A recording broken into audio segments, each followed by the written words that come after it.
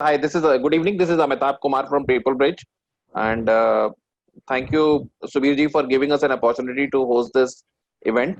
And we are also live on Facebook on my page, and I think Subirji has also shared it, so you can watch it on Facebook also. And before we start, I just have one small request that please keep your mic on mute, and I will hand it over to Subirji because he is the one who's leading this. And thank you, Prabir, once again. Although we are e-meeting you, e-meeting you for the first time, but I've had an opportunity to hear you so many times in conferences, and the clarity you bring in and the thought process you bring in is simply phenomenal. So thank you once again for giving me a chance to e-meet you. Welcome. Thank you. Happy to Subirji, over to you. It's my pleasure to welcome you to this Q&A session today. We have with us Prabir Jha. Prabir is a leading HR strategist and the founder and CEO of Prabir Jha People Advisory, a former civil servant. He has led HR functions at Cipla, Dr. Reddy's, Tata Motors, Reliance. Prabir has had a brilliant academic career. He's been a Michaelite, a Stephanian, an Exceller, and I'm sure these are small words to introduce him, and all of you will be knowing him and hearing him now. So Prabir, thank you for accepting this invite for predominantly ex-ISS guys, and we've opened up for others also to come and join us and hear you all. Thank you very much for this. Welcome, Subir. So we are going through troubled times and seeing some unprecedented things happening around us, and we're all locked at home. And this brings me, and a lot of skepticism is there of how the future of work will be and how are we going to work and so on and so forth. So my first question is to you, to how do you visualize the future of work in manufacturing, services, IT, etc.? What do you see going forward after we open up and this pandemic is over? Over to you. Subir, this is a very simple question, but it will need a lot of elaborate thinking. I'll be very honest, because it will be a little varied by sector, is my sense. Let's say the services sectors, again, you can segment it in different ways. But it is possible that the standard principles of social distancing and sanitization and the way we run our meetings, etc., all of that was not going to dramatically change from our current practice in the lockdown if the lockdown is lifted. That's the first thing. In manufacturing, it is going to be a lot more difficult. So, there is going to be a lot of workplace redesign. And as I speak, I'm aware of companies trying to redo the layout of their shop floors to ensure social distancing. A lot of discipline will need to be brought in. For example, your shifts will not run classically. They will possibly have different start and stop timings. So administratively, it's going to be difficult. Lunch hours will be very different. The way you serve your cafeteria will be different. The way you meet your workmen and when you start a shift, etc., will be a little different. I think on the services side, whatever can be done with remote working will continue. The challenge will remain, and that is where the impact is going to be felt, and we'll all have to think creatively, is activities which can't be done from your workplace. What do you do? Let's say you work in an R&D lab. You've got to mix chemicals, right? What do? You've got to keep social distance. You will reorganize your labs a little, but efficiencies will get compromised, and will therefore R&D labs even work 24/7 rather than the standard 9 to 6 or 7 in a day? Don't know. So that's going to change. How will a lot of the ecosystem around deliveries, the e-commerce space, how will that change? I don't know whether door-to-door delivery is going to happen or it will still be, they come to a point and go away. Issues around manpower availability. So when you look at future of work, I think it's going to be very complex. I think the talent demographics is going to shift. The talent ecosystem will get redefined. There'll be a lot more of the gig coming in. And I think that's a sensible thing if CEOs and CHROs are able to gain the courage to not have regular people. a lot of careerists will have to revisit their thinking about going to a workplace and having a regular job, because I think it's not going to happen. Careers of 35 years are going to get disrupted. So I think we are still in a state of guessing as to how the future of work will emerge.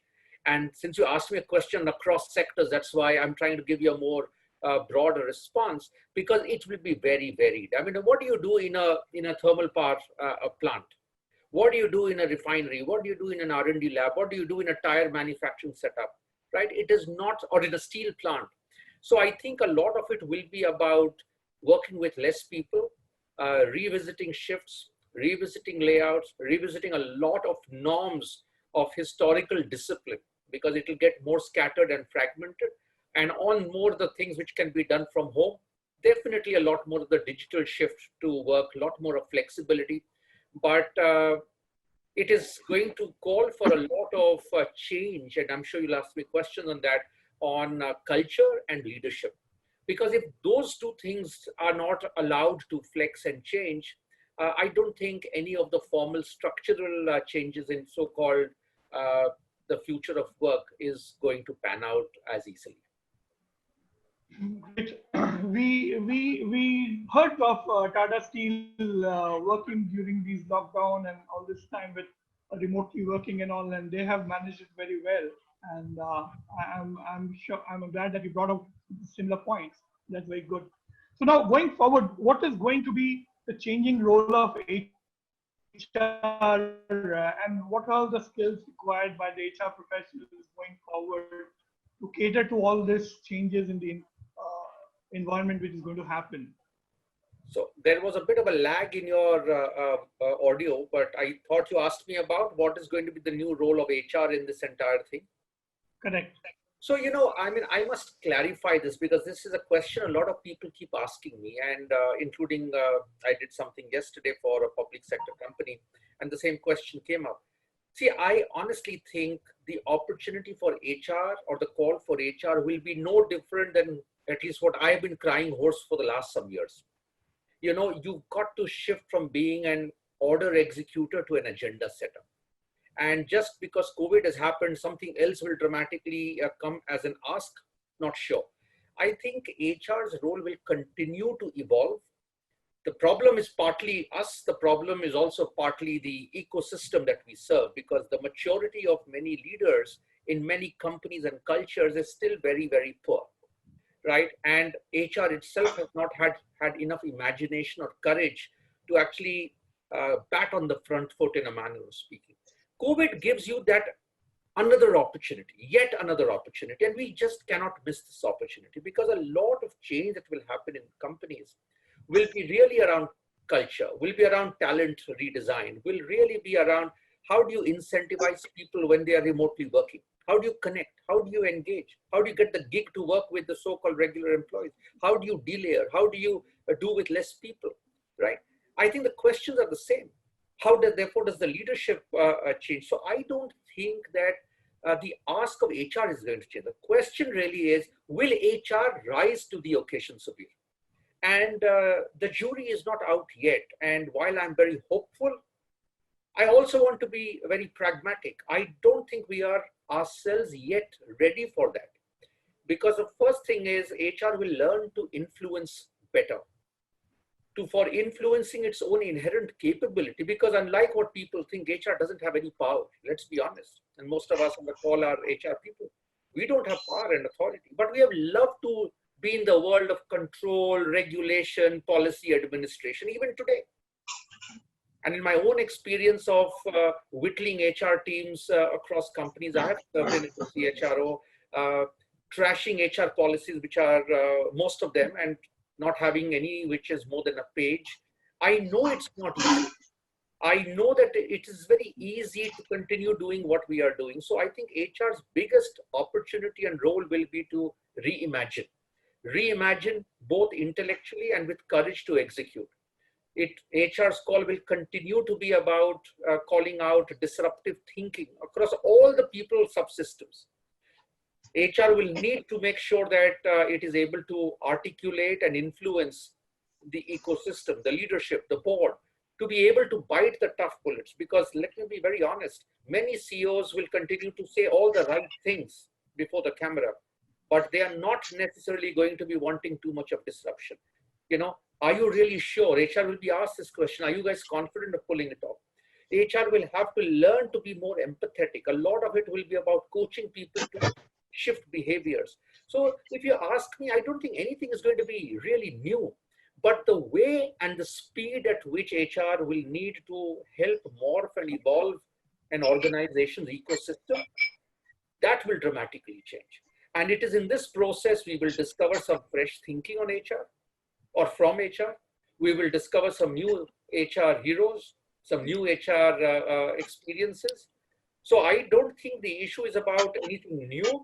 It is going to be more about how well and how comprehensively are we able to connect the dots and move it forward. Just changing one or two little things in the HR practice is not going to change companies. And therefore, the ability to see the intersects, multiple intersects that exist, I think that will be the new call and new ask of HR. So you mentioned about engaging remote people, remotely working people, something. How are we going to go about it? What are your tips for that? What is your suggestion? How is it going to happen? So some of that actually has thankfully happened even in the period of lockdown. And I think we will need to make it a way of life. I think Digital Connect makes it easier at one level because you can touch people, touch lives, not only of the person, but in some way you can actually have an effect on the family. And if the family which sees this person get onto calls or on Zooms and stuff like that, feel that there is also care and sensitivity about the role holder who's a member of the family, and through him or her, the larger ecosystem, you have a greater effect of shaping loyalty or engagement with a company. That's one. But I think a lot of it will depend on how the individual manager connects. For a CEO to do a global virtual town hall is very easy. Technology has enabled it. We have been doing it for some years. I have done it myself, so I know it's possible, right? The question is, how does every manager acknowledge the need of connect, right? And this need of connect will be at different levels. Some will be as a team. It could be a team of 10 people, 20 people, 30 people, whatever else. And you do some team virtual calls. You actually move beyond task-based reviews to actually having fun. I've learned from my daughter, they have a set of friends, and every Saturday evening they have a little virtual drinks with friends who are all over the world. But it's a way of connecting. I mean, you can create fun around this experience, but do you actually connect with that person? The problem that has happened in organizations is task-led reviews and behaviors even virtually has been happening. But that doesn't cause engagement because we don't actually ask, how are you feeling this morning? It just takes 20 seconds. My favorite question, Subir, when I meet people even in person has been, how does your Monday morning start? You know, it doesn't take time. It doesn't take effort. It is intent. Everyone says, I open my laptop and I start working. So the role of engagement will be this connect between the manager and the team to go beyond just asking about task and work status, asking what's up, how are you feeling? Tell us before we end one little thing that has happened with, one of us or some of us this week, depending on what's the frequency of meeting. How will you actually enable through your organizational ecosystems for people to get into more virtual clubs and groups? I think it's a great opportunity for us to break hierarchy in this period and you engage. I wrote about it in one of my articles a couple of months back, just before the lockdown. Suppose you form a doggies lovers club or doggy parents club. I'm just thinking aloud. I mean, a secretary may have one, a very senior guy, the CEO may have one. You may be in different parts of the world, but it just helps you break the formal sense of hierarchy, right? So I think ideas are multiple. You can use them to dissolve hierarchy. The question is there adequate intent? And my worry really still remains that if you are wanting to be still a titular, command and control manager, your interactions are going to continue to convey power distance. And power distance. Okay, so I think that's the that's the idea. But I leave you with one more comment, which is nothing to do only with remote or otherwise. I think for too often engagement has been seen as a very trite activity. Even in real life examples, Rangoli competition and dinner and lunch and all that, of course, all that is possible and doable. I still believe most of the engagement happens with the quality of work that you do and the quality of people you work with. And that does not get changed whether you work virtually or otherwise. So if you have a great manager to work with, you have great colleagues to work with, you'll have fun even virtually. But if you don't have that, and that still remains an HR challenge, just doing these little so-called cosmetic, important, but not good enough engagement of the kind I just mentioned will continue to be a challenge. Our bigger problem is most of the people are not excited by the kind of job that they do. Most are not excited by appreciation that they receive. They hardly they don't get it in real time. It's not always about increments and bonuses, just the acknowledgement.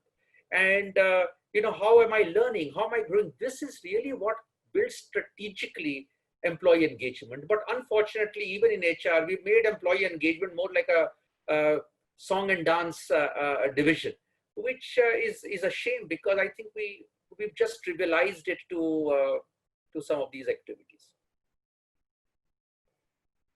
Coming up from this, Prabir, one more question which I have is now how to foster the organization vision, value, culture among people who are remotely working or joining in this kind of an atmosphere when they're onboarded remotely and so on and so forth. So how do HR guys manage this, and what are your tips for this?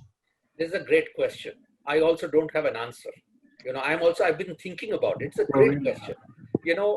Typically, what did you do when you welcomed people to a company?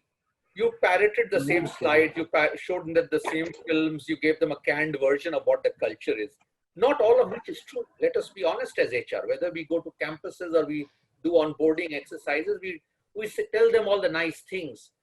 Unfortunately, that is not how culture is perceived. What is culture for Subir? Culture is the way people think, say, behave, deliver on their expectations and outcomes and experiences. That's really what culture is. So first, I think what will be important will be to communicate with authenticity. You can still show them films, you can still get leaders to join in and do virtual welcomes. The challenge is, how do you make them feel that you have inducted them well? I don't know whether I have some colleagues from my Tata Motors team on the call, but if they have, they will vouch for this. I mean, I have welcomed, engineer trainees, and must have been 500, 600 of them sitting in my room in Bombay House, and they sitting in their respective sites and plants day 1, hour 2, right? So virtual technology support is there, and I did it now, I'm talking about 10 years ago, right? But the question is, how does the warmth get communicated? How do they, so one is again the transactional part of stuff, that I got all my things in time, I got my number in time, I got the addresses and emails and phone numbers and blah, blah, all the logistics and transactional support. The question is, how do you touch base with your teams, even if they are at home, even if they are virtual? I mean, I did it with a CHRO who has joined one of the companies I advise. And last evening, as an advisor, I called him just to say, it's been 2 days. I spoke to you on day 1, day 2 end. How are you feeling? What early impressions? Has this happened or not happened? Now, I wonder whether the CEO would have asked him that question, should have, and I hope he has, right? So the question of culture will be more the experience that this guy will have, especially when he is working remote and he's being onboarded remotely. So at the end of the day, if you are part of a function, now companies are big and small, but is it just your manager who checked in, or maybe he never checked in? So the question that you again asked me, Subir, is what will HR do? And my entire thesis for many years has been, can HR stop doing? Our job is not to do, our job is to get it done. And we have been comfortable being minions and doing the things for them. It is a manager's job. Of course, we'll have some little things to do, but it's the manager's job. How do we ensure that the manager spoke to that guy who got onboarded in hour 1 or hour 2? How do you ensure that every manager is encouraged to send out an email or a WhatsApp to this guy saying, hey, I hope things are going well with you. I will touch base in just an hour from now. And he calls and he sees the person face to face, or the team face to face. How do you coach the manager to get the rest of the team to virtually join in and say, guys, Subir has joined us, and this is his background, and and others give them a feel of how we work, and welcome Subir, and clap, clap, clap. It's all possible. The question is, are we coaching the managers well enough? Does every manager do it with the same honesty? Or does he still think that this guy is a pair of hands? All right, Subir, you come now. I want you in the next 3 hours to deliver me this. As it was happening in the real world. So the question for HR is, how do you visualize? How do you coach the HR managers? How do you touch base both with the manager, with some of the random other colleagues on the team, and with the new joinee? The first week, first month continues like a good bride, the very, very formative phase of shaping experiences and giving you a feel of what the culture is. It doesn't matter what you will tell, and you will tell whatever you would have told otherwise. But the experience of that person is what he will talk to his friends. Hey, I've joined company X, and even it was a virtual onboarding, but I have enjoyed the way they made me feel. So HR must again script how the experience would come, who would do it, not only HR, and ensure that it is done as seamlessly. That is what I would suggest. Very good, thanks. One more question which I have, and then I'll open it for audiences. In this, how to maintain a balance, because HR is supposed to be an humane function, and you have to have humane relationship, and how is that connect and personal touch going to happen? I'm sure we can call and all those kind of things are happening, but without face-to-face meeting, I'm not sure. What's your thoughts on that? So, if you can get to a physical state sooner than later, it's great, right? And I agree with you that, there is nothing like, tapping the guy on the shoulder, shaking his hand, and, all of that. I mean, there's no doubt about it. I have the same view, right? But if you don't have, you cannot use it as an alibi. And therefore, it is going to be the way you and I are chatting, right? We can still bring in humor. We can still smile at each other. We can still ask. So, Subir, now that you're here, I must share with you, when we were interviewing you, this was something. So you're willing to be vulnerable. You're sharing. And, now the guy's saying, yeah, even I remember I was wearing my suit a little too formally, but that's not me, honest. So it's going to be about authenticity, the genuineness of your connect, right? And like it would be in the physical world, the HR guy walking the shop floor, meeting people, you will do exactly the same thing here. And I personally believe that in the last 2 months, my own experiences, let me share with you that I did a session like this with every HR team that I was the CHRO of, and a communications team that I was the leader of. Now, people are all across the world. But the fact is, no one told me. I didn't have to do it, but I did it. But it was so good to get many of the team together. They're all over the world now. And we are bantering like this. I mean, we even sang songs. So is it ideal? It is not ideal. But is it something that cannot be done? I don't agree. So this opportunity, this COVID opportunity, is therefore going to be about reimagination. Do we throw the baby out with the bathwater? Do we create an alibi? Or do we actually go ahead and start connecting, emoting, relating, making the guy feel included, even, a good, with a lot of my clients, I'm doing my coaching virtually. Earlier, it was possible for me to meet them, but it's worked well because you're able to see them, you're able to smile, you're able to kind of make your face, you're able to pause, you're able to do your theatrics to get the guy, scratch his head. It's okay. And I think this crisis and this connecting remotely will change a lot of mindsets of people. I had someone tell me that a lot of senior leaders in that company were not wanting to be doing Zoom interviews or Zoom conversations earlier, right? But today they're saying, what a powerful way. And look at how Zoom's membership has increased. So a lot of transitions have happened in this phase. So I don't think technology will constrain, nor should we believe that it is an alibi. Let's just go ahead and connect like you and I are chatting. That's it. Okay, and my last question, what is the future of L&D function? How is it going to shape up and what's going to happen there? Again, early days, I don't know how much of it will change overnight, but as all of us are seeing, and again, it is just more a reinforcement. The COVID crisis has shown that digital learning is here to stay, right? Correct. I mean, I, as a CHRO for many years, I have been mandating that you will not do a classroom, a physical program, unless you got it adequately hybrid. So some pre-work has to be done digital. It's mandatory requirement because you are trying to change the culture. You are trying to force people to get comfortable doing some online preparation before you came for classes. I think this is going to intensify. Very clearly, it's going to intensify. And even as I talk to the Coursera's of the world and all of them, I think it's a great opportunity. This is going to definitely multiply. But I will raise again a caveat. If everyone could have learned everything through L&D, whether virtual or real, life was easy. It doesn't get done. Like with a chairman I worked some years back, he said, take my plane and take everyone to Harvard and Wharton, these 50 guys, and they'll be great leaders. I wish L&D was as easy and simple to execute. It doesn't get done. Some skills experiences, yes. Some soft skills orientation, yes. But a lot of it is about practicing it in actual life. Now, to the extent you can do it virtually, practice. So if you're not a good listener and you're doing a listening skills program, and even on a call, you get to be a better listener because you're practicing it, it's great.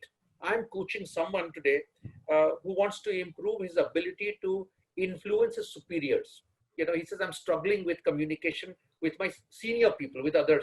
We are doing it like this.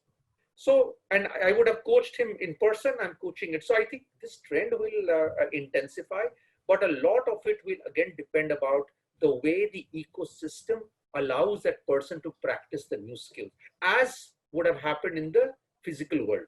So you want to be more assertive. You go through an assertiveness learning program, whether in a class or otherwise, but you've got to practice assertiveness. And his manager or some of his colleagues have to allow that person to get more assertive and allow that guy to say, all right, that's a fair pushback. So I'm helping you inherently build yourself up, which doesn't happen. You come back after a 3-day assertiveness program and the guy says, all right, I know you attended Subir's assertiveness workshop. Now get back and deliver me. And the poor guy regresses. So nothing is going to change.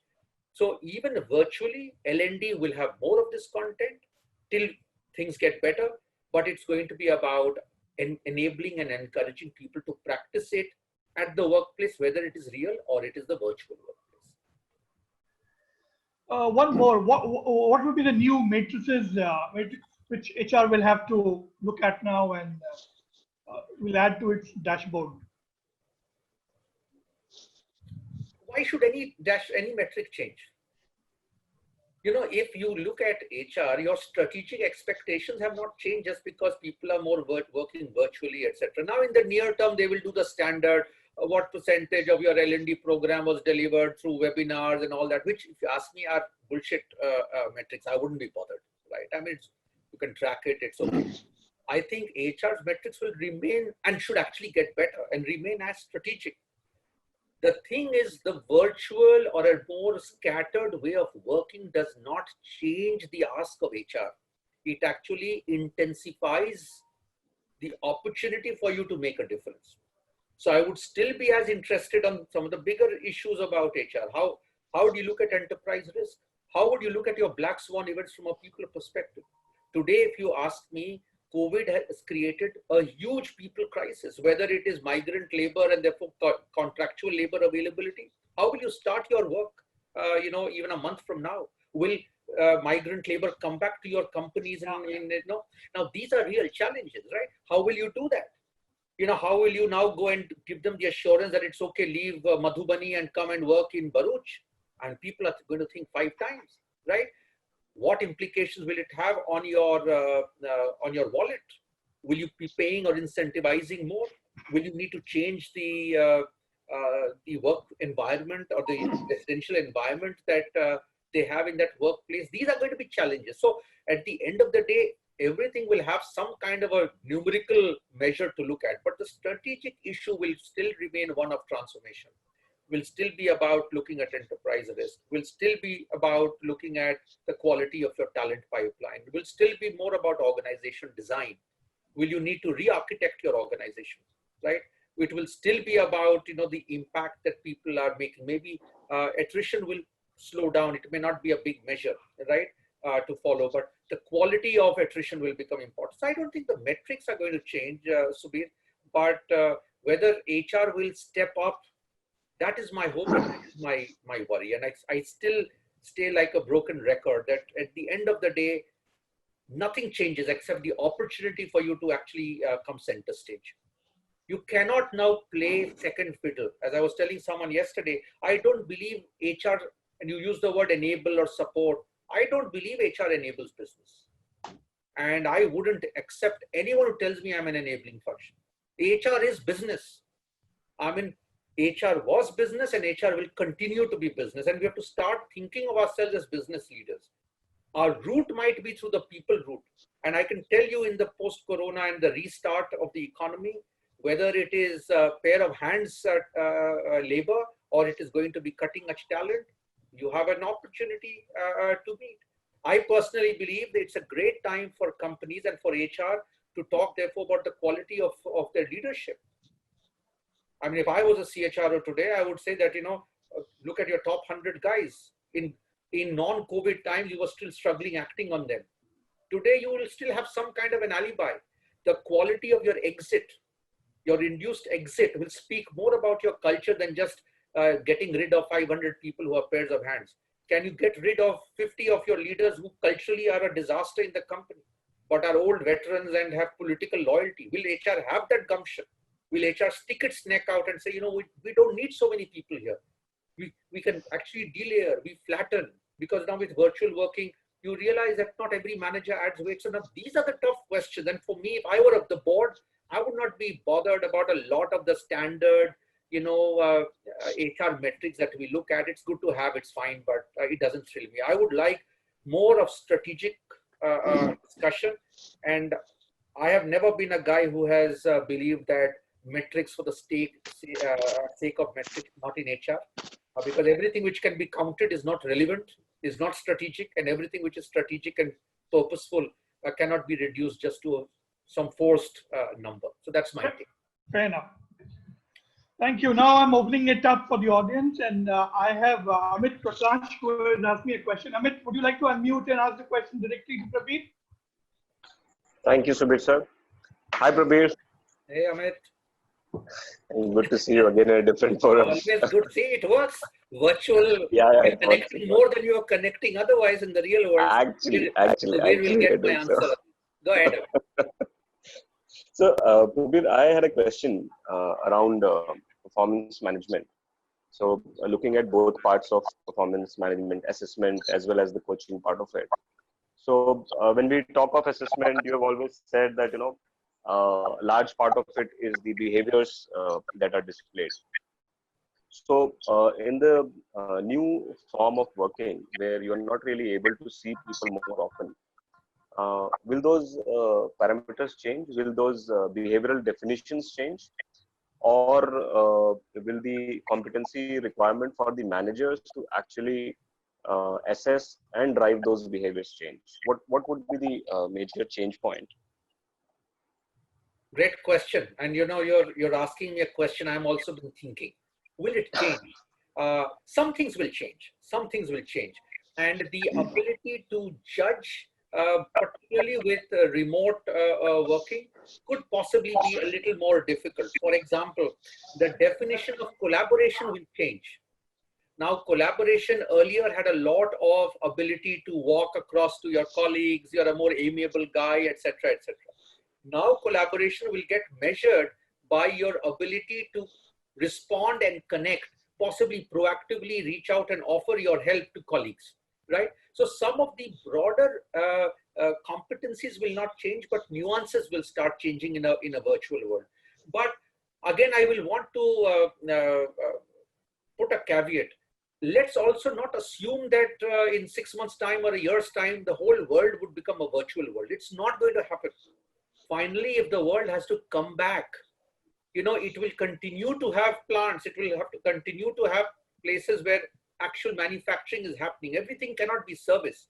We talk a lot about virtual because that's what the media understands. That's what a lot of guys like you and me and the IT world are on Twitter and LinkedIn, and we write all this stuff. No. But, some of the competencies will change. The way you will assess a manager's ability to coach will now be this. Is he digitally able to coach his team? Is he able to inspire his people digitally? So the nuance will be different.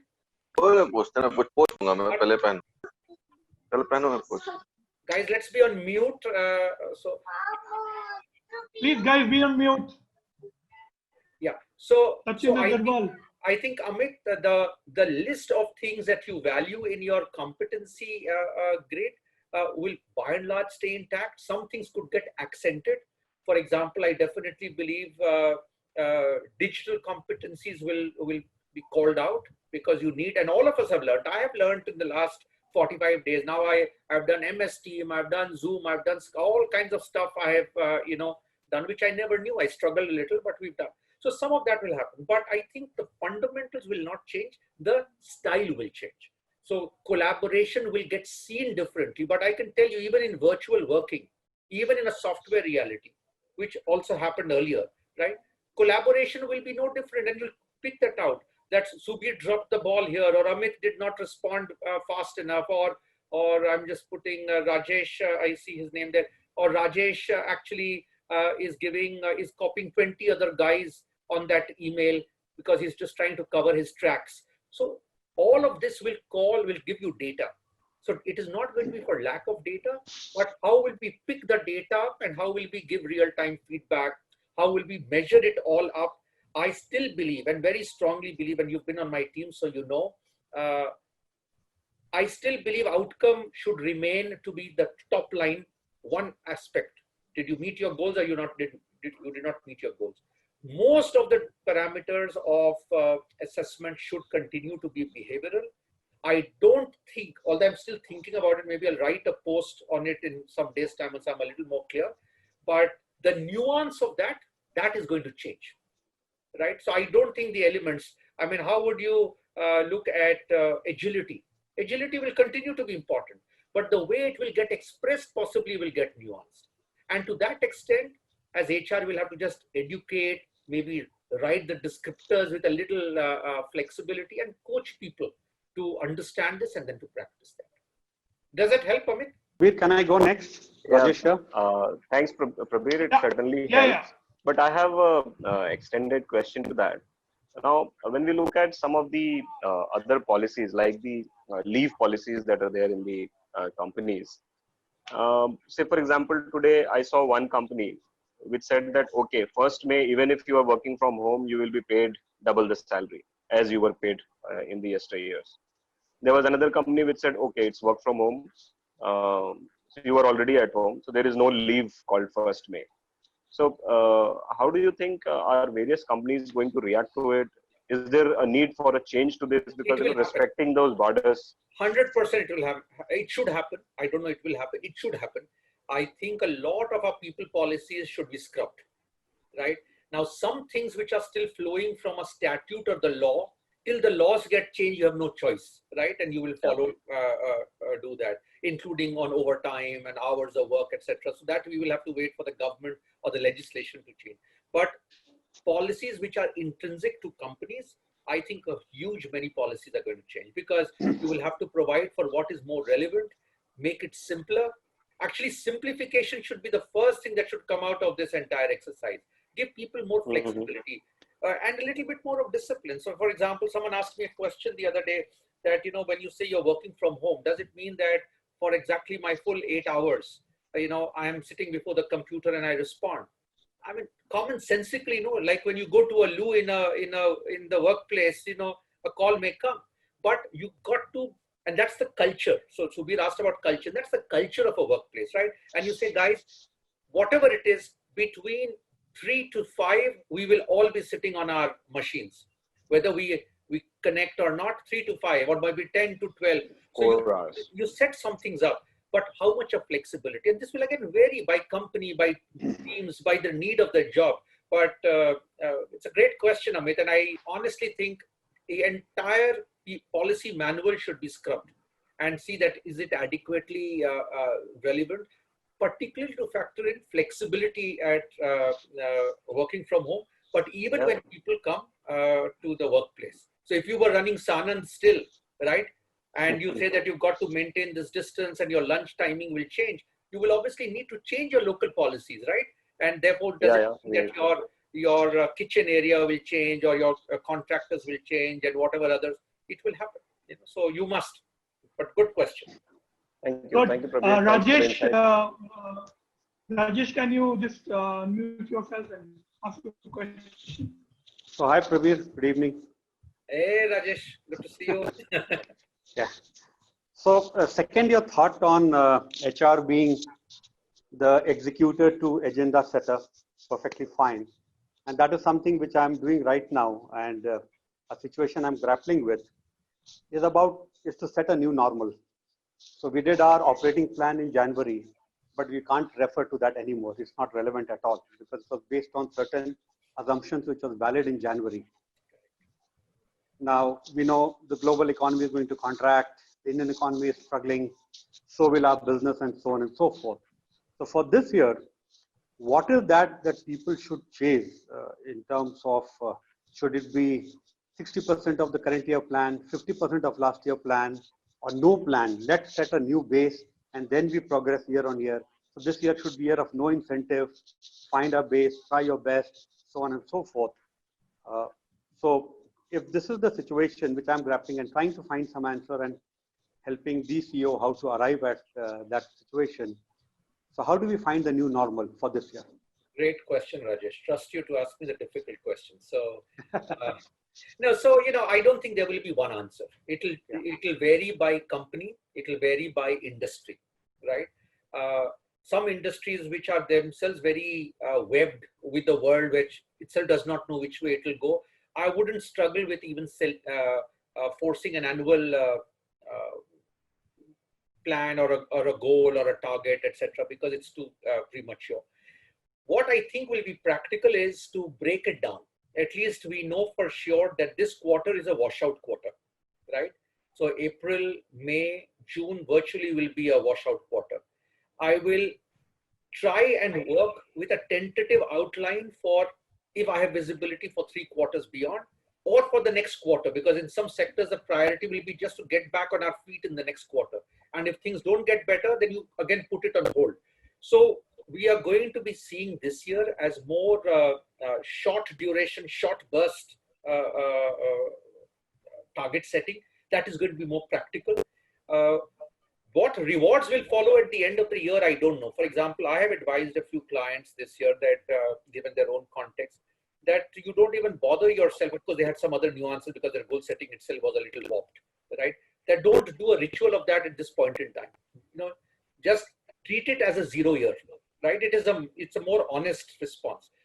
My own sense of this fiscal that we are in is it will be a very topsy-turvy, chaotic fiscal. Even if things get better, I don't think so. It's going to be a washout a year from a financial impact and performance perspective.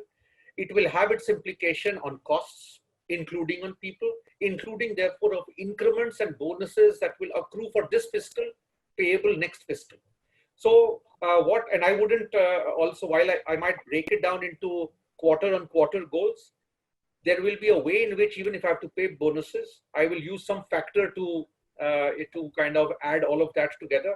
But I wouldn't pay, because some person may ask, if you're having quarter by quarter goal, also pay bonuses like IT companies, some of them do by the quarter. I wouldn't hazard that, because some industries actually have a more longitudinal connect, and I'll wait for the year to go past, but I'll not force myself to set an annual target at this stage. There's just too much of confusion and chaos to set. So for me, breaking down into more manageable, quarter is fine, monthly may not, it's a tactical plan. There's nothing that, but a quarter for quarter 2, quarter 3, subject to revision in the middle of the preceding quarter is what I would typically advise. Thank you. Thanks a lot. Good luck. But I love to hear how it finally went. We These have are all the questions a I'm also lot of grappling with. What would be I lot will of share with you what questions. we have thought in mind, because little different, because we are in essential services. So we are grappling with supply glut and not with demand glut. That's true. That's a different situation we are facing, and we have to work around that. So that's why I said that it will vary by industry. Some industries will Correct, yeah. still lend themselves to an annual because there is Correct, yeah. And for us, it's all about spreading the Good. people in the field, and not, they're already virtual. So no more virtuality is required. So anyway, I'll catch up with you. Absolutely, Rajesh. Thank you so much, Prabir. Bye. Rishi, can you ask your question to Prabir now? Rishi Mohan. Yes, so thank you so much, Prabir. I think been listening in very intensely, and Prabir has been quite insightful with respect to most of the nuances and the topics that we have covered. I think there was just about one point, and I think while he has alluded to that, he has given a fairly detailed explanation. But are there any very We specific? can't see you. All right. So the question was if there are a couple of new HR areas that one could explore. And while you have mentioned that the HR function has to be more of an agenda setter than an order executor, but if there are some newer practices that one should try institutionalizing in the current times, what would that be? Would there be something of that kind? Because the employee is really very, very anxious, right? There's a heightened sense of anxiety and stress in them. Secondly, the whole concept of work-life balance has been turned on its head because the start and the end time of work is not very clearly defined. And third, the support systems that they were so far having in order to run their daily chores has been also severely impacted. Though in the short term, but still it has impacted. So are there some things that the HR function could do? And I'll just give you an example of what I'm referring to.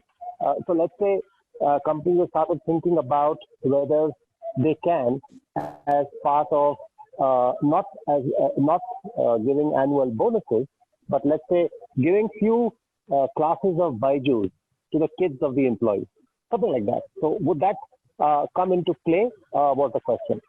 Yeah. Okay, so let me attempt a response. One is, what are some of the newer areas? I don't know what will be really new apart from a lot more of the digital play. But if I were to summarize, every subsystem of HR could be looked at very differently. So, even if you look at engagement, we talked a little about that. The way you will engage could be different. The way, there's a great idea that, someone is thinking, I will not pay bonus, but I will, offer something for the child. These are great ideas. I would still bucket my entire thesis for HR to look at everything from a transformation lens. There are no holy cows. So whether it's your workflows, it's your decision rights, it's the way you kind of look at your policy scrub, it is your engagement practice, look at it differently. I think that if we wear the transformation lens, we can get rid of a lot of outdated practices and habits in companies, including so-called people practices. And I would rather use this time for that. I would crowdsource as much as possible. I would not say that HR has every answer because we don't know everyone's problem. Like you gave this example that I'll give Byju's this thing.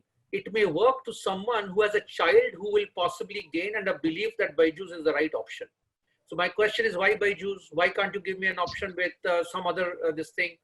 Or no, you don't give me cash, but instead of this, you give me some coupons for something else. Now, how much of a cafeteria option will you administratively find convenient, given that the demographics of a workforce may not in every company be as homogeneous? See, so this heterogeneity, you're managing a global workforce. How can you say that, okay, Byju's is fine for you? Maybe the guy is not interested, or something that is by age very differentiated. It may work for someone or the other. So my counsel, Rishi, would be wear the transformation lens, ask all your hard questions, experiment.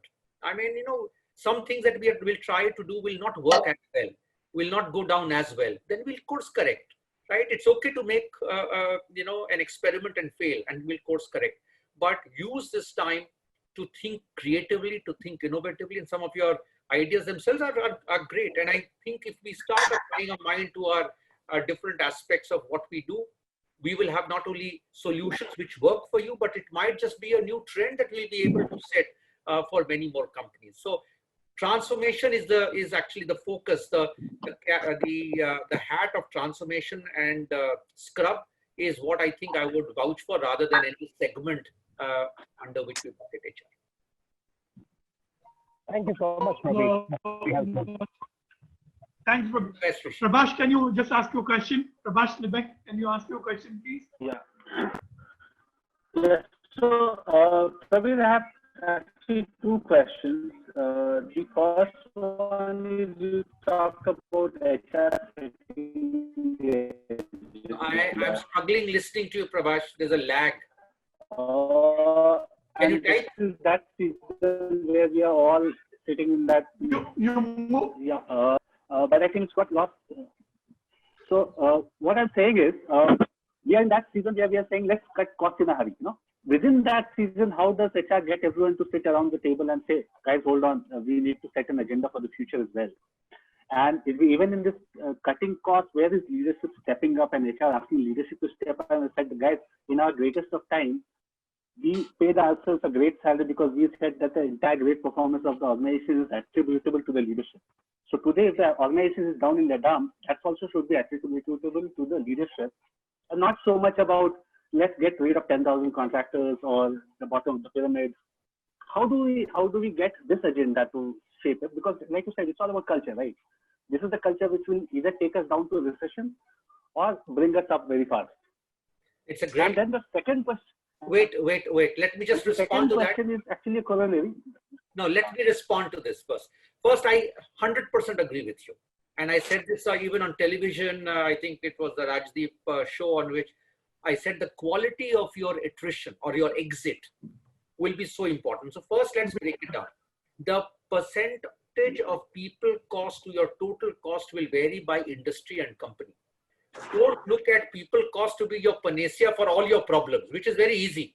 Just come and fire hundreds and thousands of people. Very easy. So first is, I come from Bihar and we say, Kaua kaan lege, and, we'll start looking at the crow. First check whether, so I think in this frenzy, let's not lose our head. I agree with you because I think, and it's a point I made earlier also, a lot of fat and a lot of expensive fat is at the leadership, whether it's at the middle management or senior management. If you do not, or you let them be, and you just exit the pair of hands because they don't have a voice, and in India, they don't have much of a legal cover, right? It is ethically incorrect. It is unfair.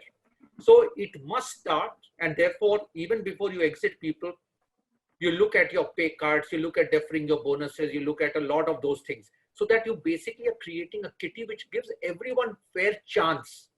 2 months extra, 3 months extra. So right now we have to buy time, right? So that's the emotive, sensitive, empathetic view of looking at it. Change your policies. If you were doing business class, make everyone, because as it is, no one is going to fly. So change some of those policies, cut some other costs. But at some stage when you're looking at, your people costs, now it is not COVID alone. And many of us are in HR. Many of us have a lot of blood on our hands. I have a lot of blood on my hands. I've exited people.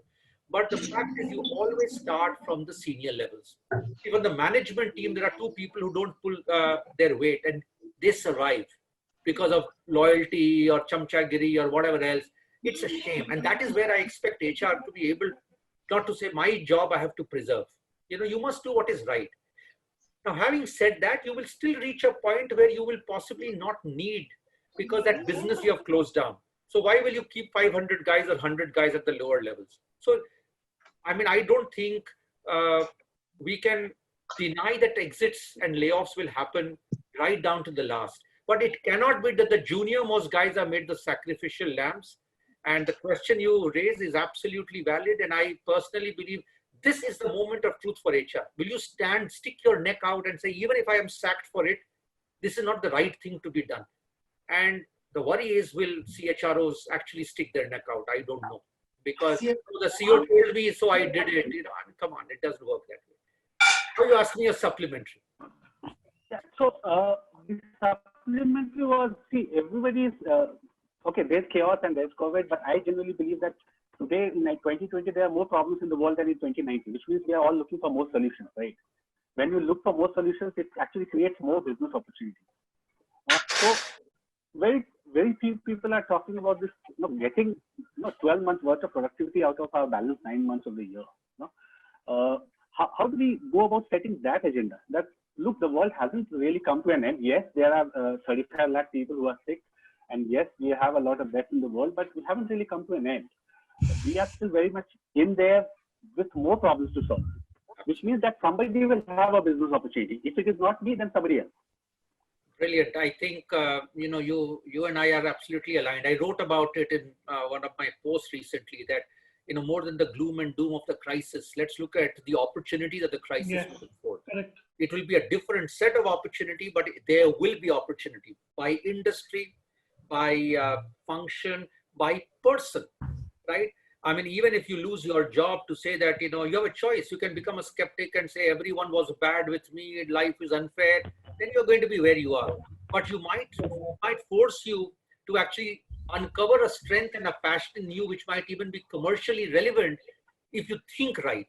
So if I look at it organizationally, right now the priority is really about making sure you survive. So if I have to amputate my hand or my palm or whatever else, I have to do it. So I think I don't blame the leaders of thinking about this. This is your crisis. But very clearly, while you're doing that, you have to think, how will the world, and that is, I think, the question that in a way Rajesh was asking also. What therefore will be the opportunity for you? Is there a business opportunity that you see? For example, why are you thinking that because for 20 years you've been in this line of business, you cannot get into an adjacent line of business, or you cannot possibly start innovating and experimenting in a small way with another idea that is there, right? So I think the conversations that the boards have, I think, and the problem, if you ask me, is right from the board. You look at the board agenda, you discuss enterprise risk. It's all about, compliance and congruence with a set of quarter-on-quarter priorities. If I were on the board, my question is, okay, tell me what % of your revenues are you now going to be spending on doing something which will de-risk your current business? Start nibbling at the edges, right? What chances will you take with younger talent, right? This is a great time of surfacing some guys who will shine bright, right? How will you throw better opportunities at them? So the conversation has to shift from a lot of the gloom and doom, which in the near term I understand, till business starts reviving and it stabilizes, whether it takes a quarter or 2 months. But if I take a longitudinal view, I think many of us will come out far more humble than what each one of us was. We look at life differently. I mean, with just a t-shirt and a couple of t-shirts and shorts, you can live your life and you realize it's fine. You don't have to keep running for your increments and bonuses. It doesn't make a difference, right? So some of that at a societal level will happen. I personally believe crisis, constraints, both for individuals and for companies, gets us to think very differently, very different. And some of you have asked me questions which, are very creative ways. So I think we will see that upsurge. And I believe we will see a new range of opportunities, new range of companies, new heroes getting created through that exercise. And the idea is we must start celebrating them, talking more about them. And if I were to go just beyond the private sector, I think I was telling my wife, we were both batchmates in the civil service for 10 years. And I said, the experience that the current generation of young bureaucrats are getting, I mean, what an opportunity of a lifetime. What an opportunity to kind of, so they will come out much stronger, smarter, better. The governmental thinking, I can tell you, will also change, right? I mean, nothing would have woken the company. So what will that mean in terms of downstream thinking? Everything will finally mean opportunity, and everything is an HR opportunity, whether it is about migrant labor, whether it is about shifting to class 2, class 3 towns. Everything is about an HR issue. Why should everyone look for a job in a big city? If I had a job in Patna, I would have loved to go back to Patna, right? But if I have to do virtually, why should I spend the kind of money I spend being in Bombay?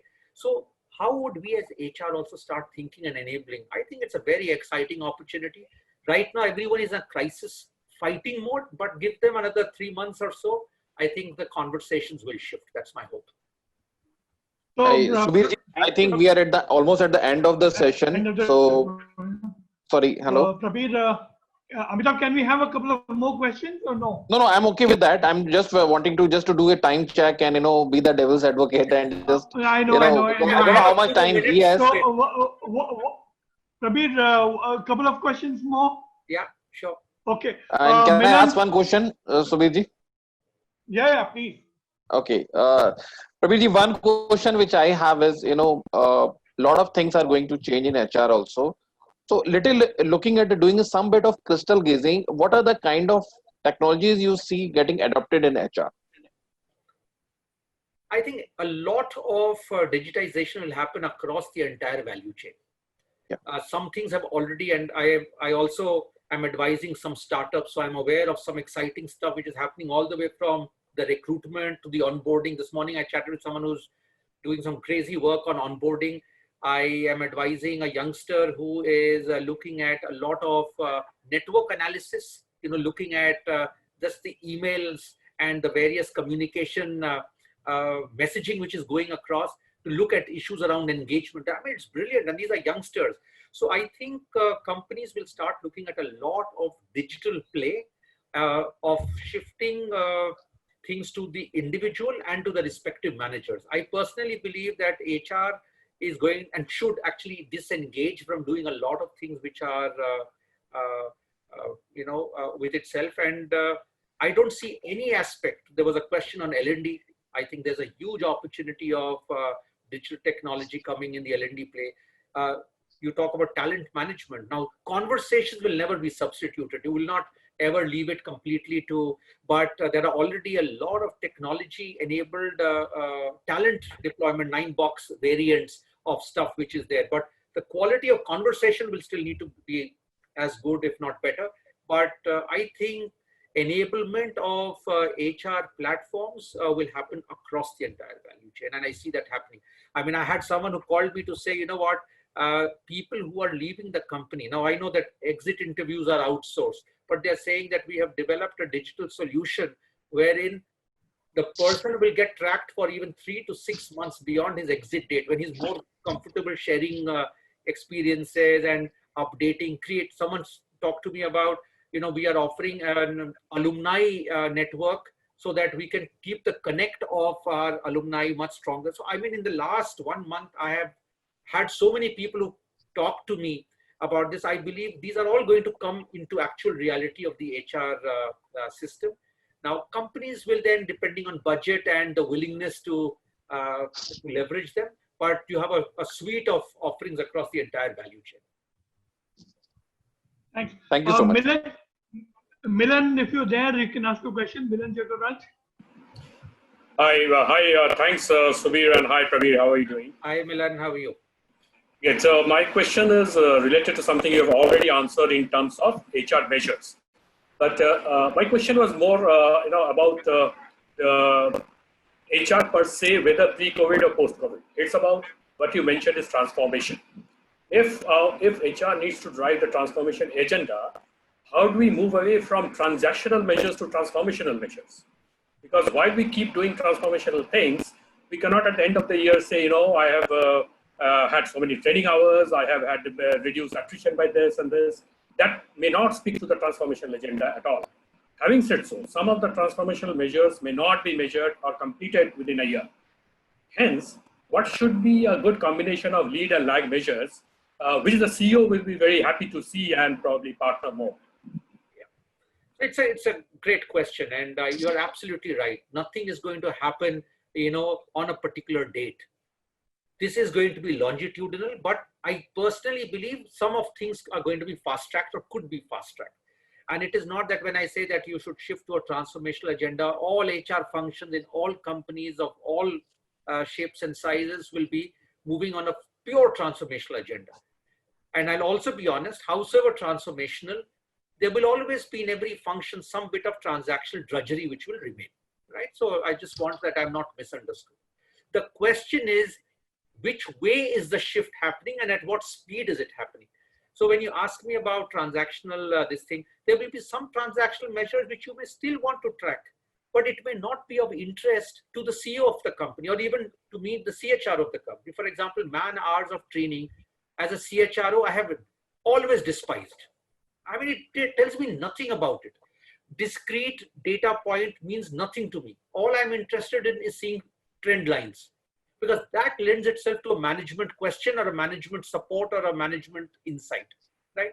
So I think at different levels, the metrics will change. So if I look at it from the CXO suite or the board suite, their ask of metrics will be very different. And I believe even if it is not everything is measurable, it gives a qualitative sense. That metric is of far greater value because the quality of your conversation will be more transformational. You're not going to report that, sir, we had 29% people leaving the company this year. It's fine. I mean, is it better, worse? Are you better than industry? Are you better? So I mean, in what context? What does 29% mean? And therefore, if it is helping you with a transformational challenge, risk, or solution, use it. If not, junk it. Not worth doing it. Part of credibility building of HR will depend on what are the transformational issues for you in your context, and what are possible lead measures. And I can't answer that question off the fly right now for you, because it will vary by context, right? And maybe there are only 3 or 4 which you can track, and you say these are the lead measures that we are looking at. The trends seem to be suggesting this. These are the risks that we run, and keep that conversation very tight. I mean, I'll be very honest, since it's an HR chat we are having. I mean, even as a CHRO, I found many of my reports bring in issues and data which is silly. I mean, what is it that you're trying to communicate? Now imagine you're taking that to the CEO or to the board. It is stupid. So the ammunition that you take is your strategic choice. So first decide what is a transformational agenda. Is the CEO himself getting evolved to understand the transformational metrics? So if I know this is the agenda, what could be those 3 or 4 metrics? It does not be more. It could be only one. It's fine. If the CEO still wants to look at 4 or 5 transactional stuff, take it, because you've also got to get him to slowly move his thinking. But the shift must happen. And that's the limited point that I'm making. I mean, separately, if you have a context, I'm happy to take it offline and understand exactly what your context is, and therefore what particular metrics in your situation will make sense. Because it will vary by, even within the HR function, there are so many things that you might want to be looking at. So for example, if I were to look at enterprise risk, show me your heat map and tell me how are you even interpreting enterprise risk wearing a people hat? Is it the same standard way, or could it be different?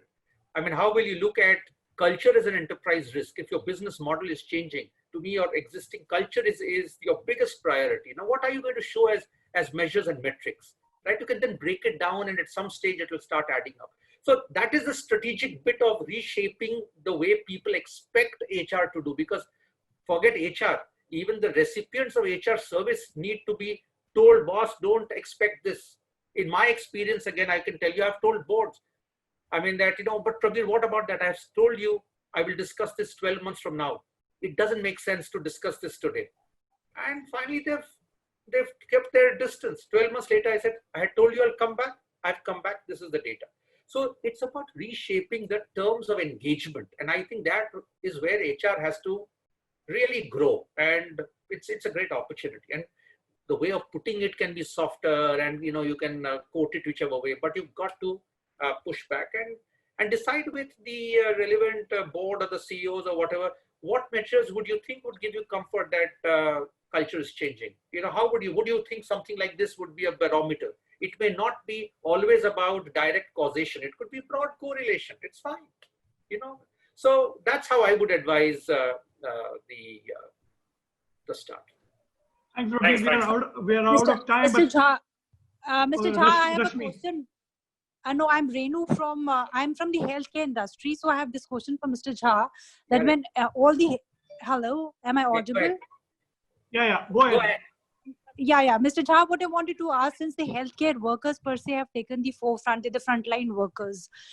So HR in this kind of a scenario, is it going to become too much of more of a support thing, because it's not expected to be right at the front end, so are we going to be like pushed back to more of a support function? That is what you foresee for us? Because I definitely don't see an engagement or a training being a priority in our sector, at least. So what do you think the HR role is going to be, changing in this kind of a scenario? So Renu, just take the same example. Imagine they are all doctors, and it could be a government hospital, it could be a private sector hospital. What do you think will be the HR response in this current crisis itself? I know that yesterday I spoke to a doctor and he called me and said that, I've never worked as hard as this. It's a thankless job. And in my organization, they've cut our salaries by 10%, right? Now, he was, and I know the guy, so he was venting. Now, the question is, at this point in time, should you have done that? What should have been the role of HR in this kind of an environment? Even when you're looking at, now, this is part of a large organization, very well-known organization. And why did you touch the medical services? Could you have kept that at bay? We have the challenge. We have the same challenges, Mr. Jha. We also have the revenues not coming in. So, but unfortunately, it's also the people, the frontline workers who are getting impacted. But they are the challenges. So how do you kind of like balance it out?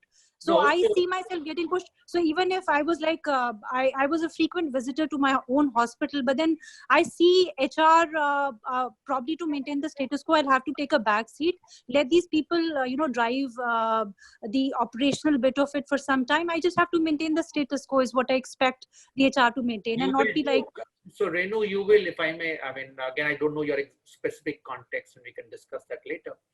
But the question is, yes, there will be some operational things that you will continue to have to do. Yes, there will be some things that you'll put on the back burner because there is a crisis. But this choice, as an example I mentioned, how will we ensure availability of these medics and paramedics? How do I ensure that they feel motivated and excited?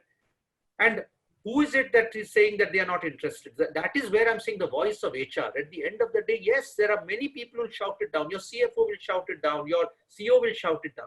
This is the opportunity for you to build. And remember, I started talking about influence. And this is the one big capability that HR people will have to master. How will you influence? What arguments will you build? What stories will you shape? How will you do it at alone with 20 people in front of you? Will you ally with 3 important guys before a meeting, after the meeting? So at the end of the day, some people tell me, Prabir, but isn't that being political? Politics is like cholesterol, good cholesterol, bad cholesterol. You're not doing it for yourself, right? So the question is, this is really where you have to say, it doesn't matter whether my increment is happening or not. It doesn't matter whether I get fired. I must, and my experience, let me also assure you, I've had some very, very difficult leaders to have worked with also in my career. But in all fairness, if as a CHRO, I have been convinced about what is right, it has happened. And I'm not saying doing it as a brag sheet. So if people tell me that, Prabir, bola, but it did not happen. If I wanted to move Reliance to a 5-day week, I got it done, come what may. So let no one say that it is not possible. The question is, maybe you will have to change the way you are influencing. Maybe you will have to talk to someone beyond. Maybe you'll have to talk to someone separately. Maybe you're raising this issue at 10 o'clock in the morning when the guy is worked up with his daily operational issues. Better to talk at 5 o'clock. But this is what I expect HR, because no one else will raise this issue. This is HR's biggest job of what is therefore fair, what is finally going to help with the brand of this company or hospital or whatever else. Imagine if these doctors quit and go and say, in the worst of our times, they never did. Do you understand the implication? You have to pay double the compensation to get a guy to work for you. New doctor, absolutely. So Good, I think, Prabir. Yeah. We are running out of time, and last question from Rashmi. She has been asking and nagging me. So Rashmi, will you quickly ask a question? And yeah, thank you, Sudhi sir. Good evening, Prabir sir. Hi, My question is, hi. My question is, with trust assuming a very important role in the virtual way of work, how do we look at work ethics and integrity? Remains as sacrosanct. It's the same answer which I've given earlier. Just because things have become virtual does not mean that, standards of ethics will stop. So it cuts both ways. One is your individual, and I'm not leaving it to financial integrity. I'm trying to interpret it from a larger ethic perspective. If I've been responsible or tasked to complete some job, Whether now I do it with the flexibility that I need along with managing my household chores is my flexibility. Work ethic will also mean the manager trusts you to complete the job and not give an alibi, but is not micromanaging you, right? So ultimately, this is the new norm that we will have to develop, that if you've said by 10 o'clock at night, I will revert with a closure on this, on mail or on a VC or on WhatsApp, you make sure it is done at 10 o'clock. If you cannot say that, can I do it by 11 o'clock because I have to give my old parents dinner at that time. So it's, I don't think, and which is back to again, the quality of leadership, the culture that we will create in our teams. People, I would like to believe many of them are flexible. Even in the practical realities of working from office, I have never sanctioned a half-day leave in my career. I said, you have a PTA meeting, go. I've never, but I know there are managers who say, you're going out for 2 hours, apply for a short leave, do that. So the question will depend on what the manager expects and how does the person respond. If you have built a reputation of not delivering on your promise of being a shirker, you know, it will come through even in a virtual world. So it's the simple guiding principle is don't promise if you cannot deliver anything in a certain time frame. If it is beyond your competence to do it, you need more help, call that out. You know, it's fine. But if you have promised something, remember a promise is a promise. It has to be done. It is about being ethical. It is integrity. You must deliver what you've promised to do. And if for some reason there is a hiccup, please inform all the concerned people. For this reason, I may not be able to do it 10 o'clock or by 10 o'clock at night. It will only happen by 10 the next day. People understand what people don't like and is not good for your reputation and brand is surprises, especially bad surprises. Don't surprise people. That will be the counsel I will leave with you, Rashmi. Does it help? Does that help? Yeah, it does. So it also brings another question. So if we are as HR, if we are looking at the status quo in this area, which we should, because the as I mentioned, the trust has assumed a very important role now, even more than how it was earlier, because we were able to see people in the office and so on. So if we are talking about manager capability, do we look at manager coaching, manager training in a different way altogether? Because this is something that is I would another important. I would in a more remote working way, like IT companies which historically have done it. They know the game, but in other sectors which are going more the remote working, I would do that. I can tell you from an experience 15 years ago, where a client I was in Dr. Reddy's, and there was a client in the US, and a lot of the team were in India, and they were struggling with telephonic skills. Right? It's etiquette, fundamental etiquette, because it will apply even to video calls, Zoom calls, team calls on. So I think some orientation, not only of the manager, but also of the teams will be useful, right? How do you conduct a more effective webinar? How do you conduct a more effective virtual meeting? I think these are going to be new skills and they need some support. And I think it's worth the investment. Okay, great. Prabir, we are at 7:22. Thanks for your extra time. Yes. I would request our director, Amar Tegasha, to propose a vote of thanks to you. Thank you. Thank you, Subir. Yeah, very good evening. I'm audible? Absolutely, you are, Amar. Thank you. Yes. Yeah. Okay, thank you. Very good evening to everyone present over here. It's really, I thank Mr. Prabir for extending such a pulse of wisdom and his valued experience. So we are really thankful to you in these situations when we are talking about. I was just referring to the BCG document and your talk. Crisis can spark transformation. That is what the complete message you have given. And definitely the fundamentals will remain the same. We have to perform, business has to perform, and many things you have talked about. Because today is a real challenge. When we talked about 2008 financial crisis was there. From there we have come out. But this time 3 dimensions are there. One is health, one is economical, and another is a psychological. So I feel that HR fraternity has a real challenge in this crisis to come out with this. And I am sure with the wisdom and with the valued experience and the learning what Mr. Prabir has shared with us, we will definitely come out with this. I would also like to thank Mr. Subir and his team for arranging such a wonderful webinar. And all the participants, I see a lot of exercises are there. Exercises alumni, Rajesh Sahai, Neeraj Lal, Prabhas, and many others are there.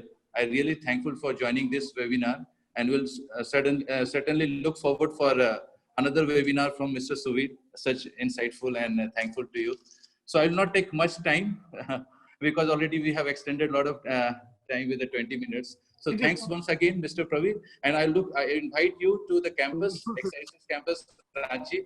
Come and we'll have a face-to-face interactions with the students and the faculty member. Thank you. Love to be there. Thank you so much. Thank you so much. Bye. Thank you. Bye. Right. Thank you. Thank you, sir. Thank you. And last but not the least, guys, you can reach Prabir. You can reach Prabir at prabir@prabirjha.com. So if you have any questions, you can write to him, and he'll be happy to answer.